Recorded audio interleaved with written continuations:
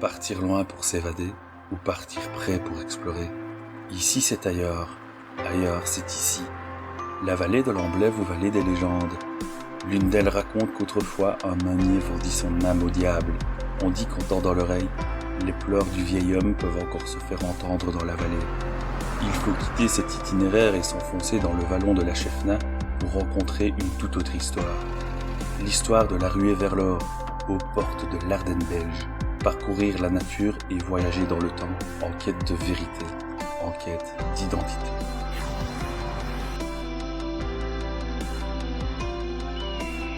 Immersion dans le vallon de la Chefna, petite sœur du nain Glasgow et affluent de l'Amblève, quartzite et eau pure, arbres ancestraux, forêt de résineux et rochers en provenance du Cambrien, bois de feuillus soyeux, éléments naturels immuables, la mémoire muette du temps jadis, si seulement il pouvait parler. Au cœur de cette nature brute et somptueuse commence une exploration sur les traces du passé, quand au XIXe siècle, des chercheurs d'or entreprirent d'assouvir leur soif. Une soif d'aventure et d'illusion.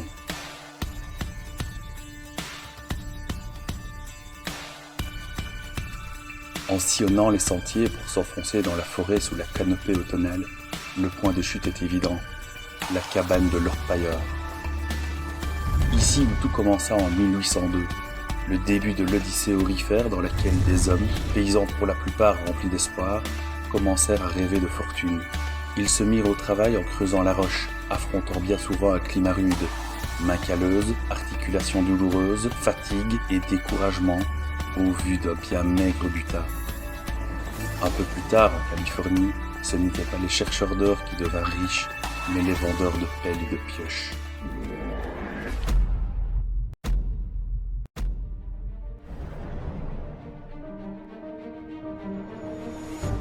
Une cire blanche venue du ciel s'installa dans la vallée. La nature semblait être définitivement endormie. Un environnement chargé de mystères rappelant l'avancée de ces pionniers locaux est toujours palpable. Un chercheur d'or témoigne. L'hiver arriva et seuls quelques chanceux purent s'étourdir l'esprit en amassant quelques grammes d'or, juste ce qu'il fallait pour subvenir aux besoins de leur famille, au moins tenir le coup jusqu'à la belle saison.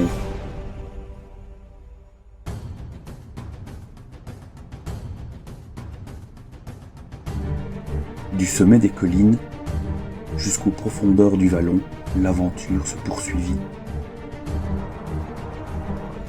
La Chefna, quant à elle, traçait inexorablement son sillon au fil du temps et des saisons.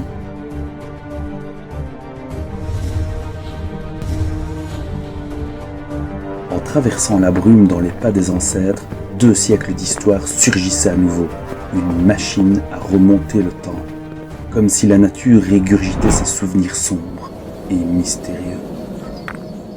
Sur la rive droite du sinueux ruisseau de la Chefna, 2 puits de mines circulaires sont encore visibles. 2000 tonnes de pierres en ont été extraites, formant des excavations de 600 mètres cubes. Dans son ouvrage « Promenade historique », le docteur Bovy signalait qu'un propriétaire de la mine était devenu millionnaire en francs or. Vérité ou légende ? L'exploitation ardue se poursuivit jusqu'à la fin du XIXe siècle. La teneur en or était de moins d'un demi-gramme par tonne, mince salaire au vu des sacrifices. Les miettes des miettes. Le préfet de l'époque aurait conseillé à ses paysans orpailleurs de s'en tenir à la culture de pommes de terre, mais l'or, comme les liqueurs fortes, augmente la soif. De nos jours, seuls quelques passionnés prospectent encore les lieux, mais le véritable Eldorado de cette contrée n'incarne peut-être pas les filons d'or stagnant sous nos pieds, mais porte davantage sur d'autres ressources bien plus salvatrices que la nature nous offre pour éveiller ou réveiller nos sens. Un héritage que nous devons soigneusement laisser aux générations futures.